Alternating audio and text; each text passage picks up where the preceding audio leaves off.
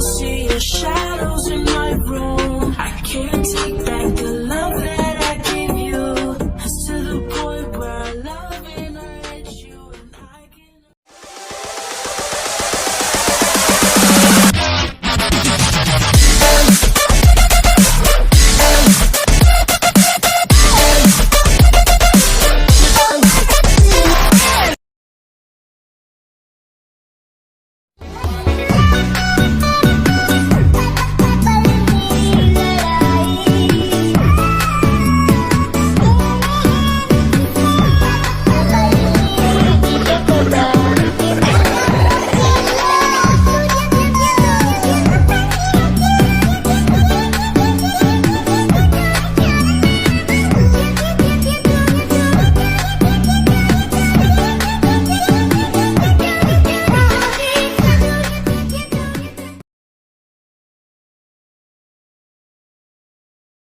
Find something you can hold on to. Find someone who'll be there for you. Cause that's all that really matters in the end. Find somewhere you can come home to. Find someone that'll die for you. Cause that's all that really matters in the end. It's love, love, love.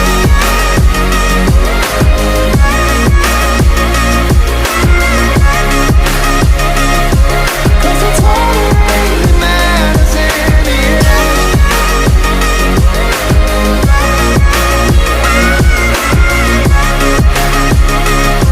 Cause it's all that really matters in the end.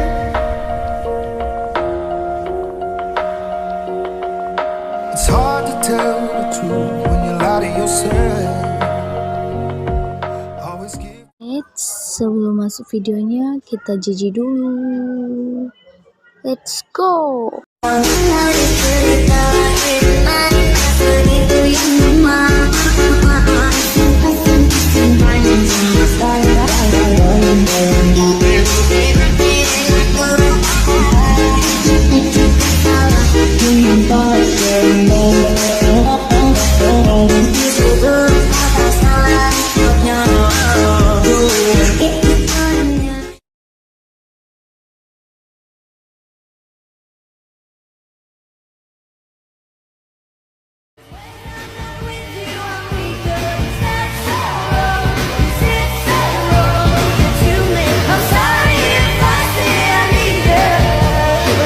Tunggu. Masih ada slow-mo-nya nih.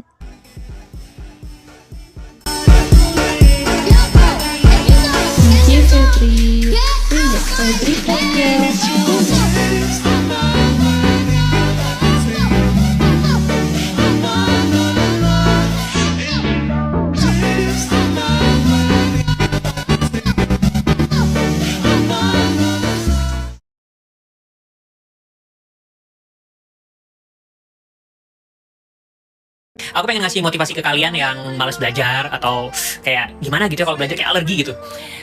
Jadi gini, sebenarnya setiap kali kita ingin menggapai sesuatu, kita ingin belajar gitu ya, kita pengen ambis, kita tuh harus kembali ke personal reason kita. Sebenarnya apa sih yang bisa mendorong kita untuk bisa lebih semangat gitu.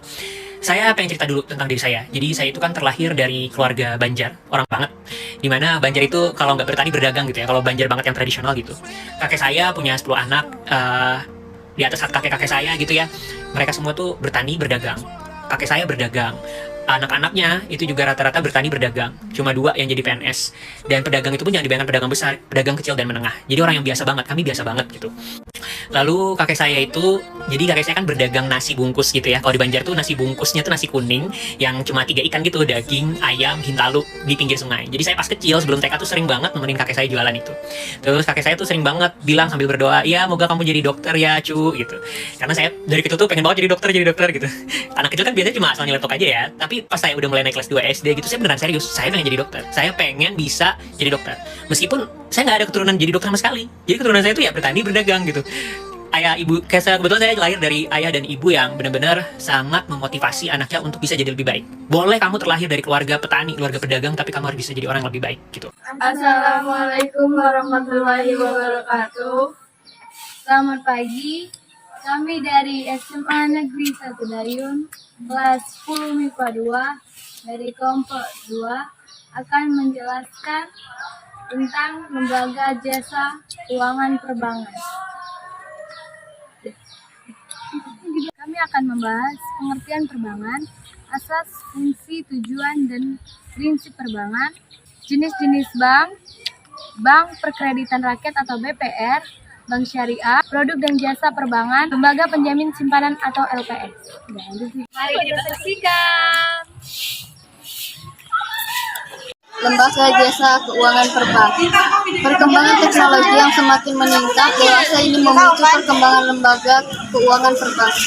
Apakah Anda pernah melakukan jual beli online? Jual beli online semakin berkembang dari waktu ke waktu. Untuk memudahkan transaksi, jual beli online melibatkan lembaga perbankan. Pembelian mentransfer sejumlah uang yang telah disepakati melalui bank. Penjualan segera memeriksa ke rekening setelah pembeli melakukan konfirmasi. Transaksi online tersebut menurut penjual dan pembeli untuk bergerak cepat. Bagaimana peran perbankan dalam transaksi tersebut? Apakah peranan bank dalam transaksi tersebut? 1. Pengertian perbankan. Menurut Undang-Undang Nomor 10 Tahun 1998 tentang perbankan, pengertian perbankan adalah segala sesuatu yang menyangkut tentang bank, mencakup kelembagaan, kegiatan usaha, serta secara dan proses dalam pelaksanaan kegiatan usahanya. Adapun bank adalah badan usaha yang menghimpun dana dari masyarakat dalam bentuk simpanan dan menyalurkan kepada masyarakat dalam bentuk kredit dan atau bentuk-bentuk lain dalam rangka meningkatkan taraf hidup masyarakat bank. Bawah. 2. Asas, fungsi, tujuan, dan prinsip perbankan Indonesia. Perbankan Indonesia dalam melakukan usahanya berasaskan demokrasi ekonomi, berdasarkan Pancasila dan Undang-Undang Dasar 1945, berdasarkan UUD Nomor 10 Tahun 1998 tentang perbankan. Perbankan Indonesia berperan sebagai penghimpun dan penyalur dana masyarakat. Bank berfungsi sebagai tempat menyimpan uang, perantara dalam lalu lintas pembayaran, lembaga pemberi atau penyalur kredit, lembaga pengatur peredaran uang, dan lembaga penjaga kestabilan nilai uang. Selain itu, pendirian lembaga perbankan di Indonesia bertujuan mendukung pelaksanaan pembangunan nasional dalam rangka meningkatkan pemerataan distribusi pendapatan nasional, pertumbuhan ekonomi, dan stabilitas perekonomian menuju peningkatan kesejahteraan masyarakat. Dalam menjalankan kegiatan usahanya, perbankan berpegang pada beberapa prinsip berikut. A. Prinsip kehati-hatian, prudential principle.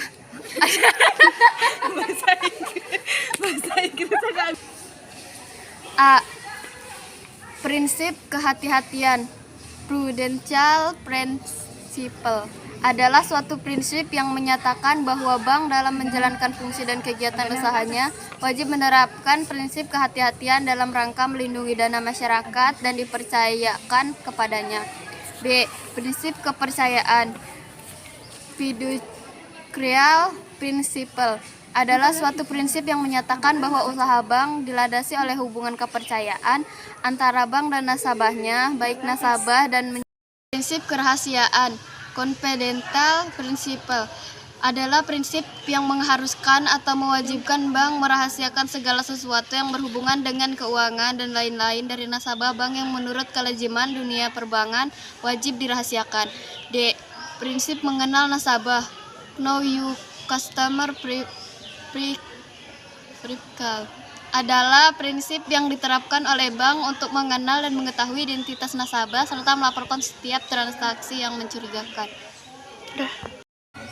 Jenis-jenis bank. A. Jenis bank berdasarkan fungsinya, terdiri dari bank sentral, bank umum, dan bank perkreditan rakyat. B. Jenis bank berdasarkan kepemilikannya, terdiri dari bank milik pemerintah, bank milik swasta nasional, dan bank milik asing. C. Jenis bank berdasarkan kegiatan operasionalnya, terdiri dari bank konvensional dan bank syariah. 4. Bank umum. Menurut Undang-Undang No. 10 Tahun 1998 tentang Perbankan, bank umum adalah bank yang menjelaskan kegiatan usaha secara konvensional atau berdasarkan prinsip syariah yang dalam kegiatannya memberikan jasa dalam lalu lintas pembayaran.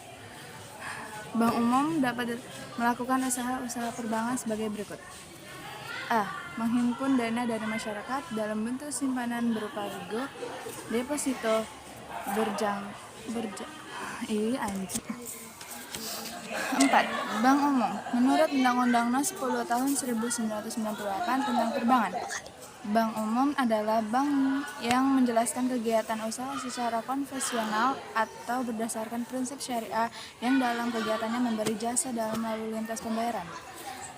Bank umum dapat dilakukan usaha-usaha perbankan sebagai berikut. A. Menghimpun dana dari masyarakat dalam bentuk simpanan berupa rego, deposito berjangka, sertifikat deposito, tabungan, atau bentuk lainnya yang Bank Perkreditan Rakyat adalah bank yang melaksanakan kegiatan usaha secara konvensional atau berdasarkan prinsip syariah yang dalam kegiatannya tidak memberikan jasa dalam lalu lintas pembayaran.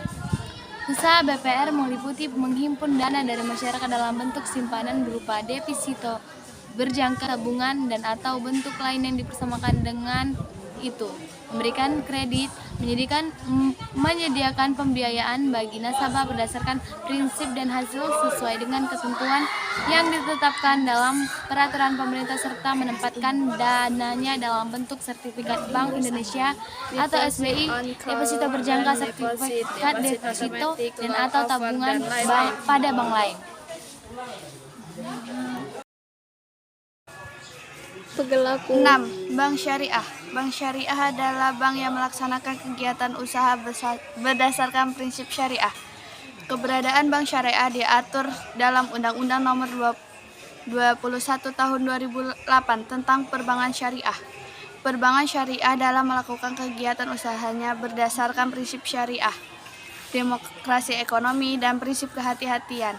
Perbankan syariah bertujuan menunjang pelaksanaan pembangunan nasional dalam rangka meningkatkan keadilan, kebersamaan, dan pemerataan kesejahteraan rakyat. Prinsip-prinsip bank syariah antara lain pembiayaan berdasarkan prinsip bagi hasil mudharabah, pembiayaan berdasarkan prinsip penyertaan modal masyarakat, jual beli barang berdasarkan prinsip keutangan, murabahah, pembayaran bayar modal berdasarkan prinsip sewa murni tanpa pilihan ijarah, dan pilihan pemindahan kepemilikan atas barang yang disewa dari pihak bank oleh pihak lain atau ijarah waitina. Pada tanggal 1 Februari 2021, pemerintah Indonesia telah meresmikan penggabungan 3 bank syariah besar dari BUMN menjadi identitas baru yang diberi nama Bank Syariah Indonesia atau BSI. 7. Produk dan jasa perbankan. A. Produk perbankan. 1. Kredit pasif. Kredit pasif adalah aliran dana yang masuk ke bank. Bank menghimpun dana dari masyarakat dalam bentuk tabungan, deposito jangka, sertifikat deposito, giro, deposito on deposit, deposit automatic rollover, dan kredit aktif. Kredit aktif adalah dana yang digunakan masyarakat untuk berbagai tujuan. Bank menyalurkan dana kepada masyarakat dalam bentuk kredit rekening koran, kredit aset, kredit dokumenter, kredit reimbursement, kredit dengan jaminan surat-surat berharga, dan lainnya. B. Jasa perbankan.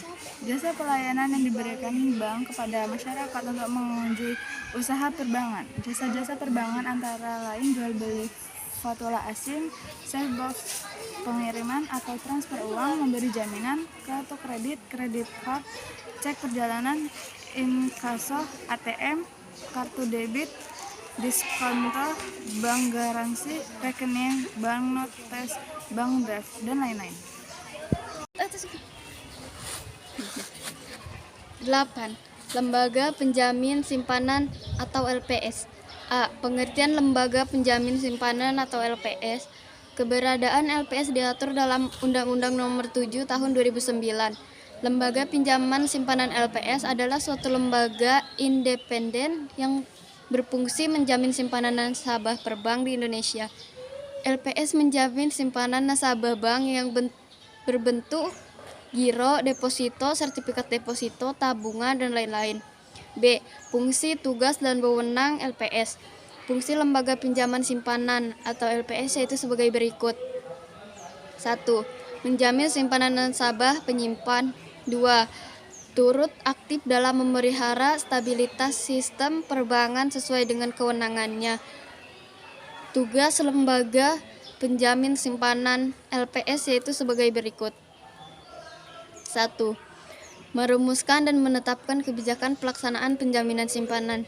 2. Melaksanakan pinjaman simpanan. 3. Merumuskan dan menetapkan kebijakan dalam rangka turut aktif memelihara kestabilan sistem perbankan. 4.